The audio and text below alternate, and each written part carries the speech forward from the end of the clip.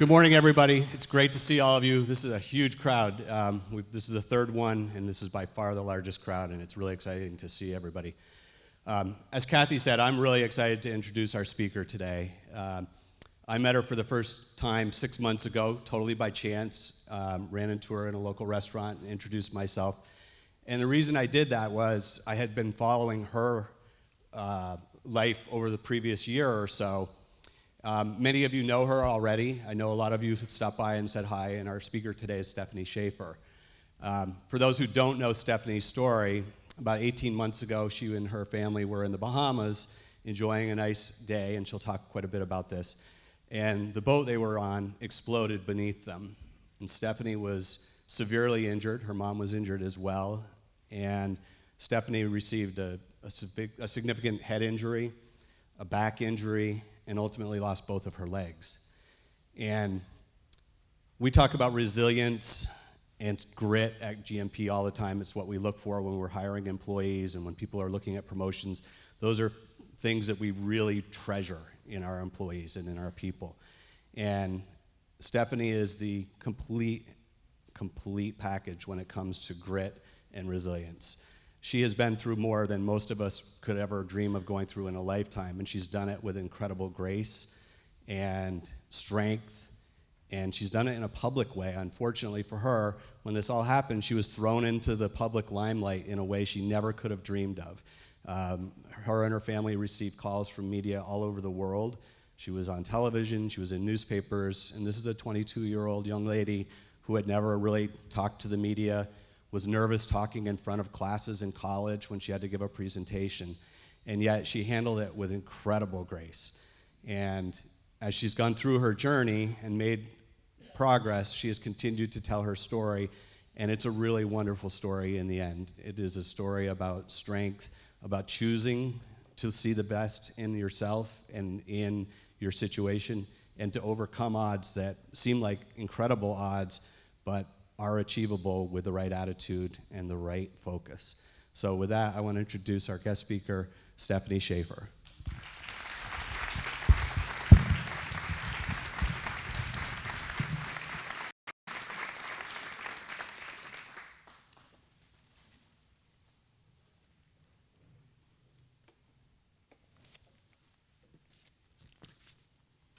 Okay. Hi, everyone. So I hadn't really been planning on giving this speech from my wheelchair today. I thought that in order for me to be up here talking to you all about the recovery I've had after sustaining massive injuries and trying to represent the importance of strength and resiliency, I had to first begin by at least walking up here today. But I had another surgery last week, so I'm actually in recovery right now. Then I thought, what better way to tell my story and show what I have had to learn by showing what my life is really like now, how it's a constant roller coaster of highs and lows, and learning how to adapt to every new day. So yes, it can feel a little strange and definitely unexpected to be up here talking about my life story at only 23 years old. But unfortunately, as we can all see, I've had experiences that have forced me to learn some of the toughest life lessons. Lessons I may never have learned, or changes I may never have made, if that one day in June hadn't happened the way that it did. My life before this had been so typically normal, and even just average at times. I had only done what I believed was expected of me. I graduated from high school and went off to college. I was always getting by and managing, but never really truly challenging myself or growing in many ways. But this would all change on June 30th of 2018. My family and I had decided to take a vacation. We all tossed around a few different ideas on where to go, but eventually decided on the island of Exuma in the Bahamas, a place that is so beautiful that when you look around, all troubles and stress seem to just float away. I loved it there and thought I could stay there forever with my toes in the sand and a drink in my hand. I had no idea that this dream vacation would soon be more like a nightmare than anything else. When I think about that day, I start to panic, as if there's some way that I can go back and change it all. As if I could have known what was about to happen and gotten everyone off the boat in time. I imagined being able to save myself, save my family, and save the life of that kind woman sitting just behind me that we lost that day. But I can't go back and change any of this. I can't warn any of us because I hadn't known, and now it's too late. I remember it all so clearly. It was an early and sunny morning as we walked onto the boat and chose our seats. I looked over and saw my mom sitting across from me, and I leaned back to enjoy what I knew was going to be an amazing day. I remember how good it felt as the sun and the wind hit my face, my hair flying in the wind as the boat flew across that crystal clear water. The captain is giving us instructions on where we will be going first, and the music starts playing. And I know that it's going to be a good day. But what we didn't know was that something was wrong. Something was building. The boat was going to explode.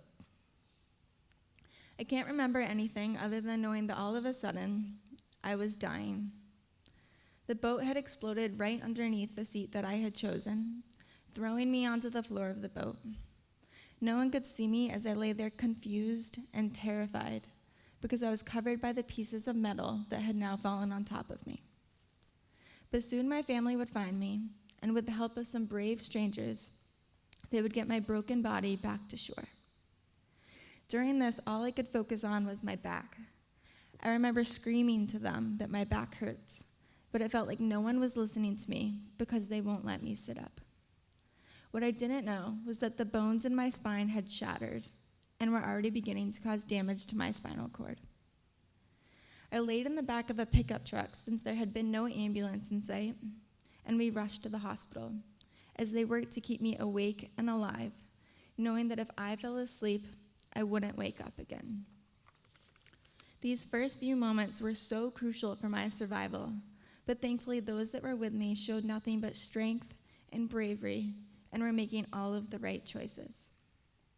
After getting to that first hospital, my family would quickly decide that my best chance of surviving would mean somehow getting me back to the United States. So I was placed on an airplane to begin the transport to the closest U.S. hospital in southern Florida. As we waited to take off, those that were with me asked me those same basic questions they had been asking to keep me awake. When is your birthday, and what is your name? Except this time it was different, because this time I didn't have the answers. I didn't know my name, I couldn't speak, and the left side of my face had fallen down, looking almost like I was having a stroke. The doctors thought then that there was close to no chance that I would still be alive by the time we landed. It was time for me to fight for my life. My family would then sit by my side for the next month as I laid in a coma, unaware of all that had happened and trying to come back from it all. Now, obviously, the biggest worry was if I would ever wake up again.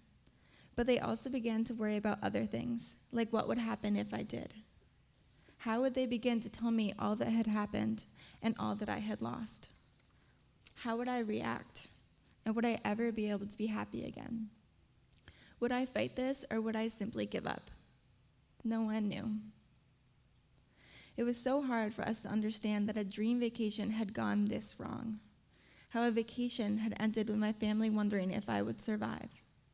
And how my surgeons could now only compare my injuries to those they see in people coming home from active war scenes. I had broken so many bones that it would take too long for me to sit up here and list them all. From all the blood I had lost, parts of my kidneys had died, leaving me in kidney failure. I had a fairly significant brain injury, and there was now paralysis from the damage to my spine. But the most obvious injury of all was the loss of both of my legs. I had survived, but just barely, and my life would never be the same. Paralysis is a challenge with no real solution that on its own is enough to bring the life you once knew to a complete halt. Amputations leave you with such an obvious loss that it can be hard to find out who you are again. Brain injuries can feel so unfair and just downright frustrating. Each one of these injuries, severe enough on their own to be able to break your heart and completely change your life. But all of them together, all at the same time, what do you even begin to do with that? Do you give up? Do you pull the covers over your head and hide from the world? Do you yell and cry and take your anger out on those that are closest to you? The answer was yes. Yes, I gave up. I yelled and I cried, and I definitely wasn't always the easiest person to be around. But what I learned from this was that having these moments didn't mean that I wasn't a strong or resilient person. Because if you were to ask me to think back over this last year and pick out the times that I had to be the strongest that I have ever been, I wouldn't tell you about the few times that I got something right on the first try, or the days that I was graceful and accepting of what had happened to me. Because to answer that question, I would instead tell you about my first physical therapy sessions in the hospital, where they would sit me up and lightly touch my shoulder to see if I could stay sitting and not fall back down, and how over and over again I fell down, so frustrated. Until that one day, I finally swung what was left of my legs around so slowly, and then leaned over onto that one arm that wasn't in a cast, and with all of my strength, pushed myself up to sit on my own. And I realized that this time, they hadn't knocked me down. I would tell you about the day in Boston that I found out the damage to my spinal cord and all of the impacts it was having on me were permanent. That day, I screamed at anyone that would try to console me before I pulled the covers over my head, so frustrated that I couldn't even speak. And how for days after that, I was completely silent, other than the tears that continued to stream down my face. But then I would tell you how I had to stay that way for a while, until I finally sat back up and said, okay, what do I need to do to beat this? I would also mention the times once I was finally beginning to walk, that I would fall on my face because my prosthetic feet can't feel the floor and my walker or crutches had gotten caught on something. But then woke up the next day ready to put those same legs back on and try to walk in that same spot that had just made me fall. Slightly terrified, but determined to get it right this time. Because these moments were the ones that pushed me out of my comfort zone, were just downright terrifying, and often ended in tears or moments of frustration, but are now the ones that stand out when I think about strength. Because being a strong or resilient person doesn't mean that you never have a bad day or that you never experience failures or setbacks. It comes from the ability to experience these challenges and feel the pain, the heartbreak, and the frustration that come with it, then deciding to push through anyways. For me, resilience meant knowing that not every day would be good or easy, but waking up ready to face them all anyways. Now, during all of this, when times were often more bad than good, I had to make one important change that would really end up changing everything. This was the fact that I had to finally decide to let go of the image I was keeping in my head, of that carefree, healthy, and at times naive young girl that I had been before all of this. Because until then, I had only been aiming to get back to that exact same person that I remembered, rather than focusing on simply becoming the best version of this new self that I could be. Picturing this new future and this new person that I could become was how I have come to learn activities that have brought me so much happiness, like how to bike with my hands or to swim with no feet. It has helped me to get through more than 30 surgeries, knowing each one would give me another new scar, but now looking at them only as steps towards a healthier life. It's why I have shared every aspect of my story and why I have joined in on events such as the upcoming Gift of Life Marathon, hoping to be a representation of the enormous importance of blood donation and help to make a difference in the new ways that I now can. I truly believe the challenges, no matter how hard or even devastating they might feel, are what will make us who we are. We might wish that we could get through life without them, but then how could we ever grow to the potential that we all have inside of us? How can we ever come to know the strength we have without being forced to use it? I had never thought of myself as a strong person before all of this, and this person that I now see in the mirror The person who walks on a set of prosthetic legs is someone I never even knew I was capable of becoming. I am growing to love this new person I have become, carbon fiber legs and all. These legs have become a part of me and a part of my story and strength. I've even learned how to look at the bright side of prosthetic legs. Now thinking of things like how in the snowy Vermont winters, my feet will never get cold again. And in the summers, I'll never have to shave my legs again. Other important things, of course, include how I'll never have to feel that earth-shattering pain that comes from when you stub your toe. And best of all, I have been able to give myself that 1 extra inch of height I'd always wanted, now making myself an impressive 5'3". But I remember the day I got my first set of legs, and now I had a mindset much different from the one that I have now. Because these legs weren't these nice legs that I have now, but were instead this combination of large pieces of black plastic, metal locks and hinges, and the ugliest feet I had ever seen. The night before I got them, I only slept for about an hour. I was so excited. I was kept up that night with the thought that the legs that I had lost were finally going to be replaced with something new, and I couldn't wait to get this important piece back. It felt sort of like a grown-up and very strange version of the night before Christmas. Now, I had been sort of a popular patient at the hospital I was in, which I like to think was all because of my personality, but was really because of this rare collection of serious injuries I have that doctors had never seen all in one patient before. So as I got ready to get my legs, I watched as a crowd of doctors, research staff, and therapists gathered. Combine that with all of my new friends from the spinal cord injury floor and all the family and friends who had come to watch, and there was now a very large crowd. I got the legs on and went over to a set of parallel bars, and I watched as my physical therapist brought down a harness from the ceiling and explained that I would be wearing that for extra support.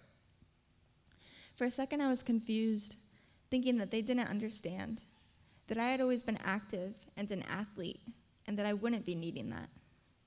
I thought that now that I had these legs, I would get up, and in just a few days, I would be walking out of this hospital and back to my life. But I was in for quite the reality check. I tried to stand up like I had pictured myself doing, but all of a sudden I realized I can't feel the floor, and these legs are plastic and have no muscle. So how in the world am I supposed to get up? So that harness ended up doing exactly what my physical therapist seemed to know it would have to do, and it pulled me up. I found myself gripping onto those bars next to me as hard as I could and saying a quick prayer that that harness was strong enough to keep me from falling on my face in front of everyone. And as I was feeling so weak, I saw a glimpse of myself in the mirror in front of me. But instead of seeing the weakness that I was feeling, I instead saw a young woman with a look in her eyes that was a combination of both pain and heartbreak, but with a little bit of determination and stubbornness still in there. For the very first time, I didn't see a victim. I saw a survivor. So I dug a little deeper and stood up a little taller. For that next half hour, I ignored the exhaustion and pushed through to keep standing. And for those 30 minutes, everything I had been through was all worth it. Every moment of pain, every setback, all of it was worth it. And I left that gym on a high because I was back on my feet again. I got back up to my room and began the long process of removing those legs. I set them up against the wall and got back into bed. I watched as everyone left, but then for just a minute, I was in my room alone, and the exhaustion set back in. Exhaustion not only from that day, but from all of the months that had come before. I looked over at those legs, and it was as if I was seeing them for the first time, and this time I really saw them. I took in the pieces of plastic and metal, and worst of all, those feet that looked like blocks of concrete. It all hit me then, the reality of the new life that I had been thrown into. The diagnosis of paralysis all of a sudden was a reality. The loss of my legs was a reality, and what I would have to replace them with was not what I had been expecting. All the losses that I thought I had finally finished grieving were now new and fresh again. So I did the only thing I could do. I pulled the covers over my head, and I cried myself to sleep. I drifted off to sleep with thoughts of how much of a failure I had been that day, and how I was proving everyone right when they had said that I might not ever walk again, because I was convinced now that they were right, and I never would. But I wish I could go back to that moment and be a little kinder to myself. I tell myself that just because it wasn't easy or even realistic yet doesn't mean that it never will be. I definitely start by telling myself not to worry about those ugly feet because they will get so much cuter, and that a little nail polish can never hurt either. I'd remind myself of everything I had achieved to even get to that day being possible.